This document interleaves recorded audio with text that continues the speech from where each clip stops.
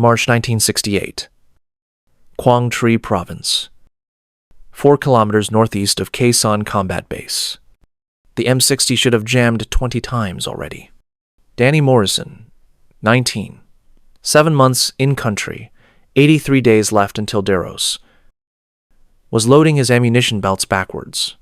Every round fed right to left, instead of left to right. The exact opposite of what the manual said. But his gun hadn't jammed once.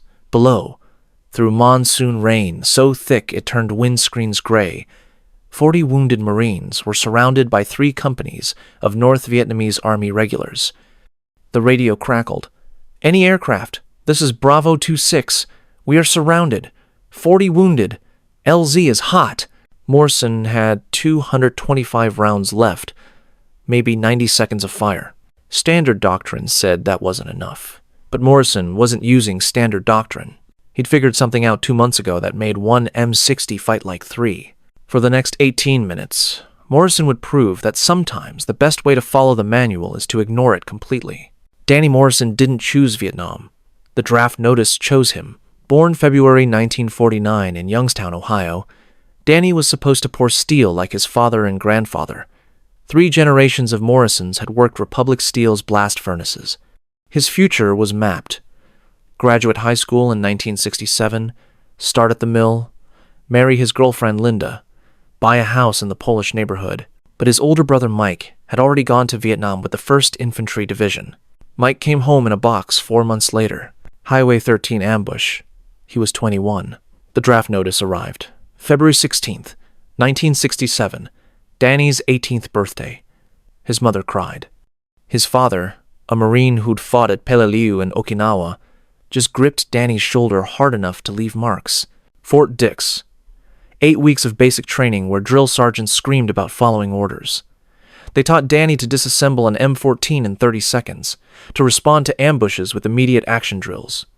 They taught him the U.S. military had the best equipment, the best training, the best doctrine in the world. What they didn't teach him was that Vietnam wouldn't care about any of that. After basic came Fort Rucker, Alabama, for advanced individual training as a helicopter crew chief and door gunner. His instructors taught him the UH-1 Huey inside and out. They taught him the M60 machine gun, how to mount it, load it, clear jams. The manual was specific. Feed the belt from left to right. Never reverse the feed pattern because it could cause catastrophic failure. Danny memorized every word, passed every test. Then he landed at Tan Son Nhut on July 23, 1967, and learned that everything the manual said was theoretical. The reality was 120-degree heat, humidity so thick you couldn't breathe, and the smell of a country tearing itself apart. Camp Eagle, near Huey, 101st Airborne Division's Aviation Battalion. The other door gunners, guys with months in country, looked at Danny with pity. FNG, fucking new guy. His first combat mission came 3 days after arrival. A routine supply run that meant fly low while people shoot at you. Green tracers floated up from the canopy. Danny froze at his M60. Couldn't pull the trigger. The other door gunner, Marcus Webb from Detroit, saved his life.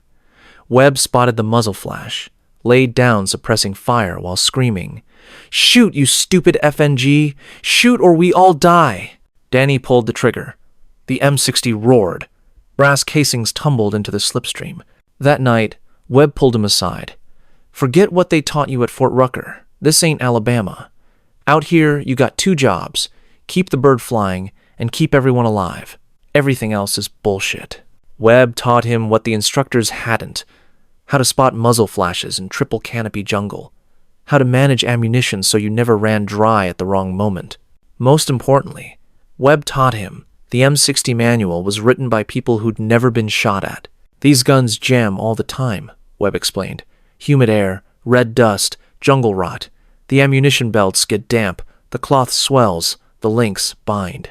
You follow the manual, you'll be clearing a jam while Charlie's putting AK rounds through your head." So what actually worked? Short, controlled bursts. Recognition that tracer rounds worked both ways, showing the enemy exactly where you were. understanding that the M60's cyclic rate meant you could burn through a 1,000-round belt in less than 2 minutes. By October 1967, Danny had flown 50 missions. He'd been shot at 47 times. He'd seen 3 helicopters go down. He'd pulled wounded Marines onto his bird while taking fire. But by November, Danny started noticing something that bothered him more than enemy fire. His M60 ran out of ammunition at the worst possible moments. Standard load was 300 rounds per belt. In a hot LZ, a landing zone under fire, that gave you maybe 2 minutes of sustained covering fire. But picking up wounded always took longer than 2 minutes. Danny watched other door gunners deal with this. Some carried extra belts pre-linked, but fumbling with a new belt while taking fire was a good way to drop it, jam your gun, or take a round in the face. Webb had his own solution, loading belts with every round a tracer. Tracers burned hotter, intimidated the enemy more, but tracers also showed the enemy exactly where you were. Webb caught an AK round through his neck on December 3rd, bled out before they got him to the hospital. Danny got a new partner, Tommy Price from Alabama, on his second tour. Anyone who came back voluntarily had to be crazy or knew something important. Price knew something important. "You know why we run out of ammo?" Price asked. "It's not because we shoot too much. It's because we're reloading wrong." Price showed Danny his method. He'd started reversing the feed pattern, loading belts so rounds fed right to left instead of left to right. The manual said this would cause jams. Price said the manual was written by people who'd never been in combat. Think about it. Standard feed. The belt pulls left. That's fine on the ground with a tripod, but in a helicopter, you're twisting, turning, leaning out the door. Every time you traverse right, you're fighting the belt tension. That's what causes jams, not the feed direction. "Your call," Price said. "But I've been doing it 6 months. Haven't had a jam yet." Danny thought about Webb, bleeding out because Danny had been changing belts instead of shooting back. He decided to try Price's method. The first time, his hands shook. He was certain the gun would explode.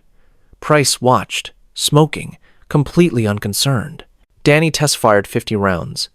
The M60 chewed through them without a hiccup. 100 more. 200. No jams. The gun actually seemed to feed smoother. Price grinned.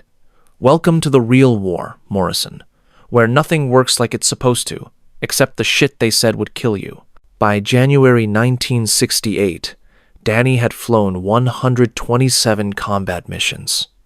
He'd mastered Price's reverse feed technique, but mastery wasn't enough. Danny started thinking about the problem differently. The manuals assumed you loaded belts before the mission and fired them in sequence. Load, shoot, reload, shoot. Linear, predictable. But what if you didn't think linearly? So Danny started experimenting with something completely different. He split his ammunition into 3 separate short belts, 75 rounds each. He linked them using quick disconnect points. Each belt could be loaded independently and instantly switched. More importantly, he loaded them for specific fire patterns. Belt 1. Every other round a tracer, for maximum visual intimidation and area suppression. Belt 2. Standard ball ammunition, no tracers, for accuracy without showing your position. Belt 3. Armor-piercing rounds mixed with standard ball for punching through cover. But here's what made it revolutionary. The loading technique. By using his reverse feed method with quick disconnect points, he could swap belts in under 3 seconds. Pop out, snap in, charge weapon, which meant he could adapt fire on the fly. Suppress with tracers, switch to precision fire, switch to armor piercing. 3 different weapons from one gun. Other door gunners noticed. Most called it stupid, reckless. Danny kept doing it. Because it worked. And then came March 1968, and the Tet Offensive changed everything. By March, the siege of Khe Sanh was in its 2nd month. Danny's company ran near constant medevac missions, dust-offs. Every LZ was hot. On March 15th, Danny had 83 days left in country. Linda's last letter had arrived 2 weeks ago. She was seeing someone else, someone who wasn't in Vietnam. The briefing was short.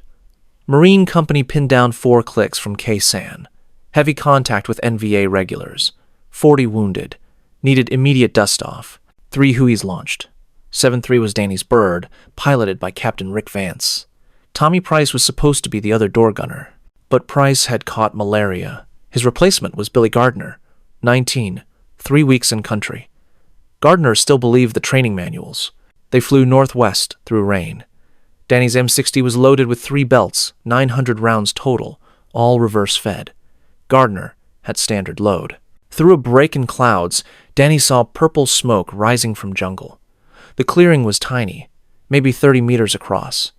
Trees rose on all sides, and from those trees, muzzle flashes sparkled like fireflies. LZ is hot, Vance called. 7-4, 7-5, hold high. We're going in. The Huey dropped through clouds. Danny leaned out, M60 up. He could see Marines, green utilities, some dragging wounded. Bodies lay scattered. Red mud churned by explosions. Green tracers floated up. Danny opened fire. The M60 roared. He could feel rounds hitting the Huey, ping of bullets punching through aluminum. Gardner was firing too. Short, panicked bursts. The Huey settled. Marines swarmed toward it, dragging wounded. Danny kept firing, sweeping left and right. He burned through his first belt, 300 rounds in 45 seconds. Grabbed the second one, loaded it, charged the weapon. 8 seconds. The M60 roared back to life. An RPG whooshed across the clearing, missing the tail boom by inches. Above, the other Hueys made gun runs, but there were too many enemy positions. His second belt ran dry. Third belt in. 6 seconds this time. The reverse feed technique was faster. The belt seated instantly. Across from him, Gardner's gun fell silent, changing belts. Danny saw him struggling. 10 seconds. 15. 20. An NVA soldier broke from the tree line with an AK-47. Danny swung his M60 around. The soldier went down. "We're loaded," Kowalski yelled. "Go!" The Huey lifted. Danny kept firing until his third belt ran dry. They'd gotten 15 wounded out, 25 still on the ground. Danny looked at his ammunition. He'd fired all 900 rounds in 3 minutes. Gardner had maybe 200 left, but he was shaking badly. Below, the second Huey descended. It took fire immediately, heavier than before. 7-4 managed to extract 12 wounded. Then it took an RPG through the engine cowling. The helicopter crash-landed in the clearing. No fire, just a hard landing that buckled the skids. 7-4 is down, someone screamed. "We're taking fire!" Now, there were 4 more Americans on the ground, 25 wounded Marines, and one tiny clearing surrounded by at least 100 NVA soldiers. 7-5 tried to go in. Ground fire shredded its hydraulics. The pilot limped back toward Quezon, trailing smoke. That left only dust-off 7-3, Danny's Huey, the one with no ammunition. Vance called for Cobras, or fast movers. Negative 7-3. Weather's socked in. You're on your own. Then, Roger, we're going back in. Danny stared at his empty M60. 900 rounds gone. Gardner had maybe 200 left, barely functional. They were going to fly into a hot LZ with no ammunition. The NVA would cut them to pieces. Unless Danny started moving fast. He grabbed Gardner's remaining ammunition, grabbed spent brass rolling around the floor, grabbed empty belt remnants. "What are you doing?" Kowalski shouted. "Something stupid. Buy me 90 seconds. He started relinking ammunition. Not the standard way. Not even his reverse feed way. Something completely different. 3 separate short belts, 75 rounds each. Quick disconnect points. Belt 1. Every other round a tracer. Maximum visual intimidation. Belt 2. Standard ball. No tracers. Accuracy without showing position. Belt 3. Armor piercing. For punching through cover. The genius wasn't just the belt composition. It was the loading technique. 3-second swaps. 3 different weapons from one gun. 60 seconds to LZ. Danny loaded belt 1. Charged the M60. Across from him, Gardner stared wide-eyed. "Gardner, when I say switch, you hand me the next belt. Fast!" The Huey dropped through clouds. The clearing looked like a nightmare. 20 seconds! This is going to be bad. The Huey flared. Danny opened fire. Belt 1 lit up the tree line, like the 4th of July. Every other round, a tracer. Red streaks hammering jungle. The visual effect was staggering. It looked like unlimited ammunition. NVA soldiers ducked, flinched. Their fire slackened. Danny walked the tracers left to right, creating a wall of visible fire between the clearing and enemy positions. The barrel was heating up, shimmer above the metal. Belt 1 ran dry, 75 rounds in 12 seconds. Switch! Gardner shoved Belt 2 into his hands. Pop out, snap in, charge, 3 seconds. Belt 2 had no tracers. The enemy saw the tracers stop, thought the Huey was out of ammunition.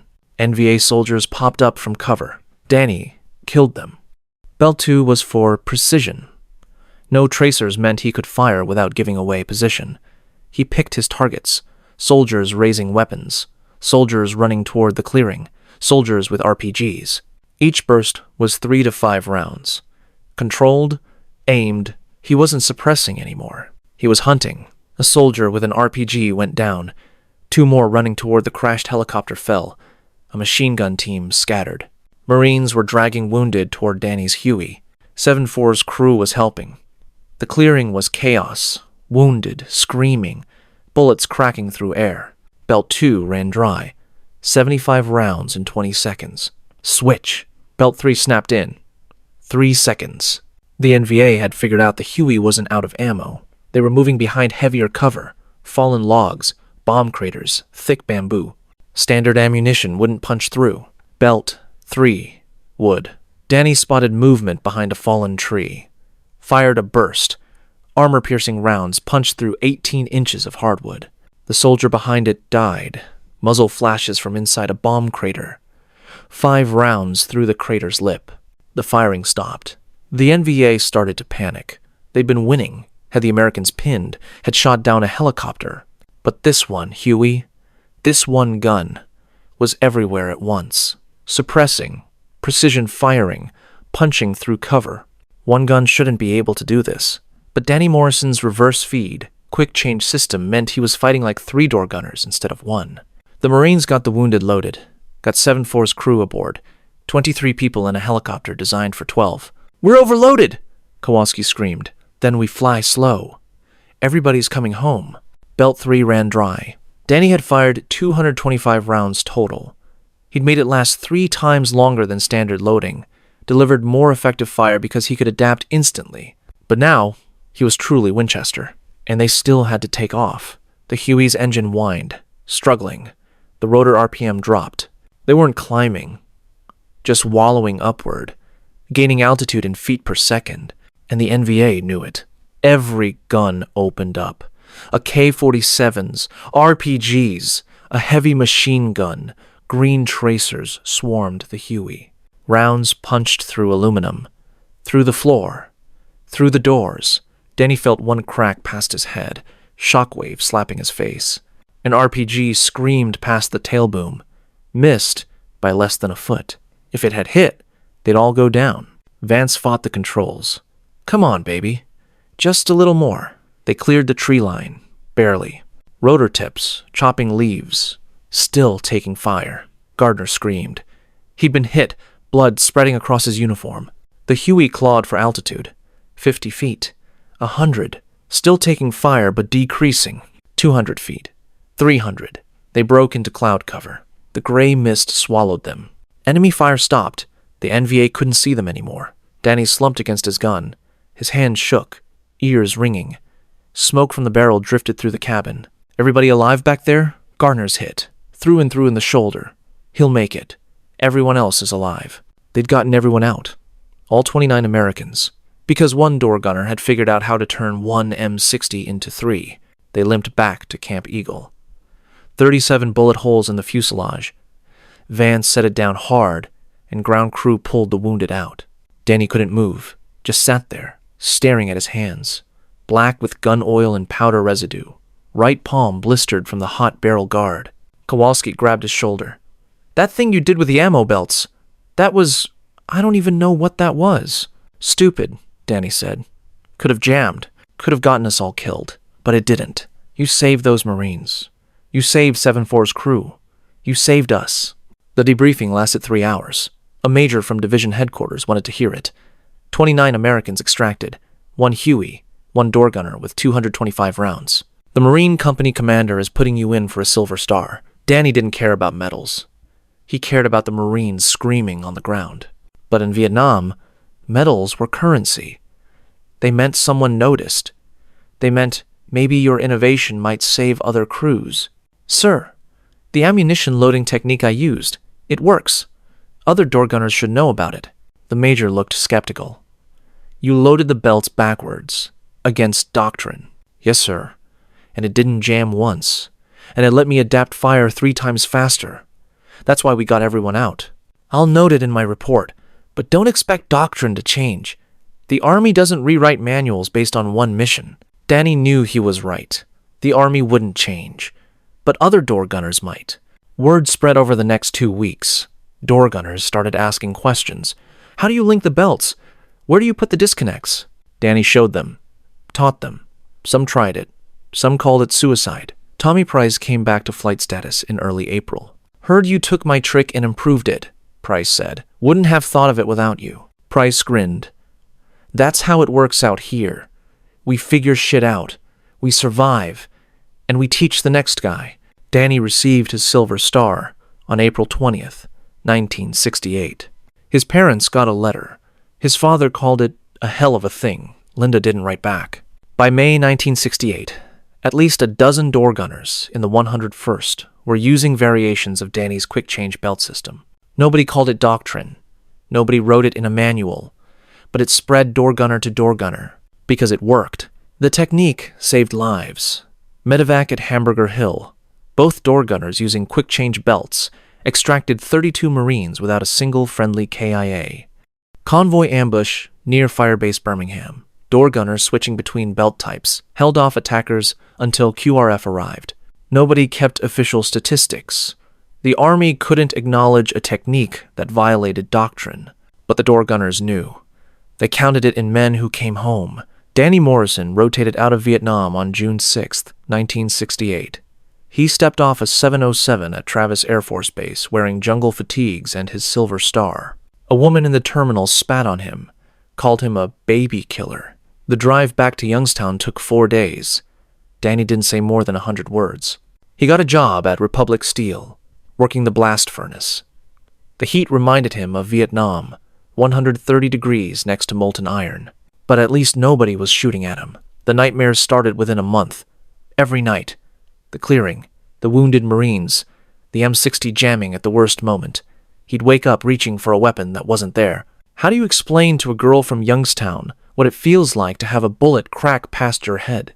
For 6 years, Danny didn't talk about Vietnam. When people asked, he'd say, I was there. I came home. That's it. In 1974, Agent Orange symptoms started appearing. Skin rashes, fatigue, breathing problems. The VA said there was no proven connection. Danny knew better. He'd breathed that shit for 13 months. The VA finally acknowledged the connection in 1979. By then, Danny had lost his job, couldn't keep up with the physical demands. He attended his first Vietnam Veteran Support Group in 1980, 12 years after coming home, 12 years of carrying it alone. He started talking. About the missions, about Gardner bleeding, about the woman who spat on him, and about the ammunition technique. Other veterans knew the story. One guy, a crew chief from the 1st Cavalry, said the technique saved his life in 1969. Some door gunner showed me your belt system. Used it in a hot LZ near Anke. Gun never jammed. Got everyone out. Danny cried that day. First time since coming home, from knowing it had mattered. That the thing he'd figured out in desperation had saved men he'd never met, in places he'd never been. In 1984, a captain from the 160th Special Operations Aviation Regiment contacted Danny. They were studying Vietnam-era door gunnery techniques. Your quick-change belt system. We want to test it, formalize it. Danny spent a week at Fort Campbell, teaching young door gunners his technique. The Army never officially adopted it. Too much institutional resistance. But special operations units did. Quietly. The 160th used variations throughout the 1980s and 1990s, when door gunners deployed to Somalia, Iraq, Afghanistan. Some carried modified belt systems inspired by a technique developed in 1968. Danny Morrison died September 15, 2003, at age 54. Agent Orange-related cancer. He was buried at Oakwood Cemetery in Youngstown. Full military honors. A civilian Huey flew over during the ceremony, low and slow, just like a dust-off run. 19 Vietnam veterans attended. Most had never met him. They just heard the story about the door gunner who figured out how to make one gun do the work of 3. At the reception, a former Marine who'd been wounded near Khe Sanh in March 1968 pulled Danny's father aside. "I don't know if your son was the door gunner who pulled me out. Could have been him. Could have been someone else using his technique. But either way, I'm here because of what he figured out. My kids are here. My grandkids. All because some door gunner was smart enough to think different." Frank Morrison, 83, standing at his son's funeral, nodded slowly. He never talked much about it. Came home different, stayed different, but he did his job. Brought men home. That's what mattered. Years later, the story would surface in military forums, in veteran interviews, in oral histories, sometimes accurate, sometimes embellished, but always with the same core truth. One door gunner figured out that doctrine wasn't gospel, that survival required innovation, that sometimes the best solution was the one the manual said would fail. Danny Morrison's technique never made it into official Army doctrine, but it didn't need to. It spread the way all real battlefield innovations spread, soldier to soldier, crew to crew, mission to mission, because in the end, doctrine is written by people who survived. And sometimes, surviving meant ignoring what doctrine said. What would you have done with 225 rounds and 30 men who needed to come home? Could you have broken doctrine? Done the thing they said would kill you to save lives? Would you have thought to split your ammunition into 3 different belt types? Or would you have stuck with the manual and run dry when it mattered most? Danny Morrison's story isn't just about Vietnam. It's about the gap between doctrine and reality, the difference between what works in theory and what works when people are shooting at you. What part of this story stayed with you? The quick-change belt system? The overloaded Huey that barely flew? The decades of silence before Danny could finally talk about it? Share your thoughts in the comments. If you served in Vietnam, or flew helicopters, or knew door gunners who used similar techniques, let us know.